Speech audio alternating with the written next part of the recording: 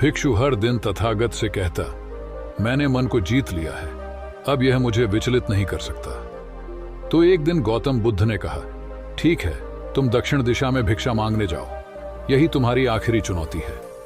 फिर अगले दिन ही भिक्षु ने व्याकुल होकर कहा, मुझसे बड़ी गलती हुई, लेकिन अब मैं दोबारा उस दिशा में भिक्षा मांगने नहीं जाऊंगा। यह कहानी शुरू होती है जब एक बड़े प्रदेश का राजकुमार अपना राजमहल सब कुछ त्याग कर बौद्ध संघ में शामिल हुआ। शुरुआती दिनों में नए भिक्षु ध्यान करना सीखते, इसके साथ साथ गौतम बुद्ध उन्हें भिक्षा मांगने भेजते ताकि भिक्षुओं का अहम कमजोर हो और उनका व्यवहार विनम्र हो जाए। संघ में आने के कुछ समय पश्चात राजकुमार भी भिक्षाटन पर जाने लगा। शुरू में सब ठीक था, लेकिन कुछ ही दिनों में घटना घटी जिस कारण राजकुमार विचलित हो गया और उसने भिक्षाटन पर जाने से मना कर दिया। भिक्षाटन का नियम था कि भिक्षु केवल 2 घरों में भिक्षा मांगते और नहीं मिलती तो आश्रम वापस आकर जल ग्रहण करते। एक बार राजकुमार भिक्षु नगर में भिक्षा मांगने निकला और दुस्सहयोग से भिक्षा नहीं मिली। शुरू में राजकुमार भिक्षु को निराशा हुई, लेकिन कुछ ही पलों में उसका मन शांत हो गया, जैसे कुछ हुआ ही ना हो। बिना प्रयास के आज भिक्षु बड़ा प्रसन्न था। उसने लौटकर गौतम बुद्ध से कहा, आज मुझे भिक्षा प्राप्त नहीं हुई, लेकिन मेरा मन शांत है, न किसी विचार ने मुझे परेशान किया। गौतम बुद्ध भिक्षु की सारी भावनाएं समझ रहे थे। तथागत ने कहा, अच्छी बात है, अब तुम कल महल की तरफ भिक्षा मांगने जाना। भिक्षु ने आज्ञा का पालन किया और अगले दिन भिक्षा मांगने निकल गया। कुछ देर बाद जब भिक्षु महल के आगे से गुजरा तो उसे अपना महल याद आ गया कि कैसे वह ऐशो आराम का जीवन जीता था। भिक्षु ने सोचा, महल में खाने को स्वादिष्ट पकवान मिलते और सेवा करने को कई नौकर होते और सभी प्रकार के सुख मिलते। ऐसा सोचते सोचते भिक्षु के मन में इच्छा हुई कि आज बढ़िया भोजन मिल जाए। तभी भिक्षु सचेत हो गया कि यह सब अतीत की स्मृतियां हैं और मैं केवल इन्हें देख रहा हूं। पुरानी यादों के ताजा होने से मन में कुछ इच्छाएं प्रकट हो रही हैं, यह भी मैं केवल देख रहा हूं। अगर मैं इन शारीरिक इच्छाओं को पूरी करने की लालसा रखूं तो मैं मन की शांत और यह जागृत अवस्था खो दूंगा। भिक्षु ने महसूस किया कि जब जब हम स्वयं को 2 कदम आगे ले जाते हैं, चेतना का स्तर ऊपर उठाते हैं, तब तब मन इस प्रकार के खेल खेलता है। जब हम मन को शांत करने लगते हैं तब मन हमें बेचैन करने की पूरी कोशिश करता है। भिक्षु यह सोचकर बहुत खुश हुआ, क्योंकि आज उसने आत्मचिंतन से मन के बारे में गहरी समझ और सूक्ष्म दृष्टि प्राप्त कर ली। भिक्षु ने आश्रम आकर गौतम बुद्ध को सारी बात बताई और कहा, तथागत, आज मुझे आपकी कृपा से सूक्ष्म दृष्टि प्राप्त हुई। मन हमें बार बार इच्छाओं में उलझाना चाहता है। महल को देखकर मुझे भी पुराने सुखों का स्मरण हो आया, लेकिन आज भी विचार मुझे छू नहीं पाए। गौतम बुद्ध ने कहा, अच्छी बात है, कल नगर की दक्षिण दिशा में जाना, वहां एक हवेली है, वहां मन और विचारों पर उपदेश देकर आना। भिक्षु बहुत खुश हुआ। आज वो जल्दी जल्दी चल रहा था, क्योंकि वो उपदेश देने जा रहा था। पर दोस्तों, इस बार की यात्रा भिक्षु पर भारी पड़ने वाली थी। कुछ ही देर में भिक्षु हवेली पहुंचा और भिक्षा के लिए आवाज लगाई। आवाज सुनकर एक सुंदर युवती बाहर आई। भिक्षु ने सोचा कि इस युवती की सुंदरता को देखकर मेरे मन में कोई विचार नहीं आना चाहिए, क्योंकि मेरा यहां आने का प्रयोजन तो इसको उपदेश देना है। युवती ने भिक्षु को प्रणाम किया और कहा, आइए पहले भोजन ग्रहण कीजिए। भिक्षु ने भोजन किया, फिर सोचा कि उपदेश देने से पहले थोड़ा आराम कर लेता तो अच्छा होता। भिक्षु ये सब सोच ही रहा था। इसी बीच युवती ने कहा, श्रीमान, आपने अभी अभी अन्न ग्रहण किया है, अब थोड़ा आराम कर लीजिए, फिर उपदेश शुरू करना।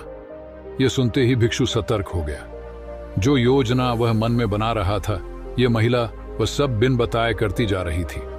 भिक्षु ने सोचा, यह सब संयोग है, यहां लोग भोजन के बाद आराम करते होंगे। फिर भिक्षु आराम करने लेट गया और विचार करने लगा कि महिला कितनी समझदार है और इसकी सुंदरता बेजोड़ है। अगर मैं राजकुमार होता तो ऐसी ही स्त्री के साथ विवाह करता। भिक्षु के मन में ऐसे ही कुछ विचार चल रहे थे। इतने में युवती फिर से आई और बोली, अगर आप राजकुमार होते तो मुझे उपदेश कैसे रखते भिक्षु जी? आप तो मुझे उपदेश देने आए थे ना। युवती का इतना कहते ही भिक्षु को स्पष्ट हो गया कि युवती तो मन पढ़ सकती है। भिक्षु घबरा गया और हाथ जोड़कर पूछा, क्या आप मेरा मन पढ़ सकती हैं? युवती ने कहा, क्षमा कीजिए, ध्यान करते करते मेरा मन शांत हो गया है। इसलिए बड़ी आसानी से मुझे दूसरों के विचार अपने आप महसूस हो जाते हैं, उनकी भावनाएं समझ आ जाती हैं। जब भिक्षु ने सुना तो उसके पैरों तले जमीन सरक गई। फिर बिना कुछ बोले भिक्षु तत्काल आश्रम की ओर चल पड़ा। रास्ते में चलते हुए भिक्षु का दिमाग फटा जा रहा था, उसकी बेचैनी बढ़ गई थी। भिक्षु खुद को कोसने लगा कि मेरे मन में युवती के लिए ऐसे विचार क्यों आ रहे थे। उसने मेरे बारे में क्या सोचा होगा? अगर यह बात लोगों को पता चलेगी तो लोग भिक्षुओं और संघ के बारे में क्या सोचेंगे? आज भिक्षु बहुत लज्जत महसूस कर रहा था और वह थोड़ी ही देर में आश्रम पहुंच गया। जब भिक्षु गौतम बुद्ध के सामने पहुंचा तो तथागत ने देखा कि उसके चेहरे की रौनक जा चुकी है। दोनों कंधे झुके हुए थे। भिक्षु ने बुद्ध से कहा, अब मैं कभी भिक्षा के लिए नहीं जाऊंगा। तथागत ने कहा, पहले आराम से बैठो, फिर मुझे बताओ कि तुम्हारी चाल में इतनी थकान क्यों है?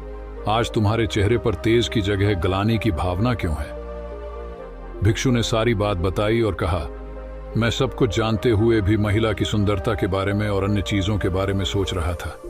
मैं मन से पूरी तरह हार गया। अब मैं कभी उस दिशा में नहीं जा पाऊंगा। मैंने बौद्ध संघ का भारी अपमान किया है। गौतम बुद्ध ने कहा, सबसे पहली बात, परेशानी को बढ़ा चढ़ा कर मत सोचो।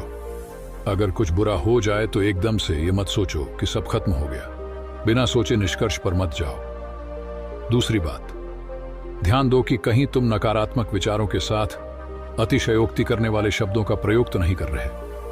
जैसे मैं हमेशा हारता हूं। जीवन में कुछ नहीं बचा, मैं मन से पूरी तरह हार गया। मेरे साथ कोई नहीं है, क्योंकि ऐसा करने से मन अति भावुक और विचलित हो जाता है और नकारात्मक विचारों के चक्र में फंसा रहता है। तथागत के शब्दों से राजकुमार भिक्षु के मन को सांत्वना मिली। भिक्षु ने पूछा, अगर मैंने अपने मन को जीत लिया था तो फिर मन ने मुझे परेशान क्यों किया? गौतम बुद्ध ने कहा, सबसे पहले यह समझो कि विचार पैदा कैसे होते हैं। पहले बाहर कुछ हुआ, फिर उस घटना के प्रति अंतर्मन ने प्रतिक्रिया की। इस कारण शरीर में भावना या सनसनी पैदा हुई। फिर इस सेंसेशन या फीलिंग के प्रति तुम्हारे सचेत मन ने यानी कॉन्शियस माइंड ने प्रतिक्रिया की। इस आखिरी स्टेप को हम विचार कहते हैं। भिक्षु ने पूछा, हमको परेशान करने की विचारों में इतनी शक्ति आती कहां से है? गौतम बुद्ध कहते हैं कि हम खुद विचारों को यह शक्ति प्रदान करते हैं। जब आप जजमेंट और सही गलत के टैग लगाकर विचारों को देखते हो तो उनके प्रति रिएक्ट करने लगते हो। एक विचार के साथ अन्य विचार भी सोचने लगते हो। जब तक आप खुद को जज करोगे तब तक मन आपको नीचा दिखाकर हावी होता रहेगा। भिक्षु ने पूछा, फिर मन शांत कैसे होगा? गौतम बुद्ध ने कहा, अगर विचार है तो शरीर में भावना भी महसूस हो रही है, क्योंकि हर विचार भावना के साथ प्रकट होता है।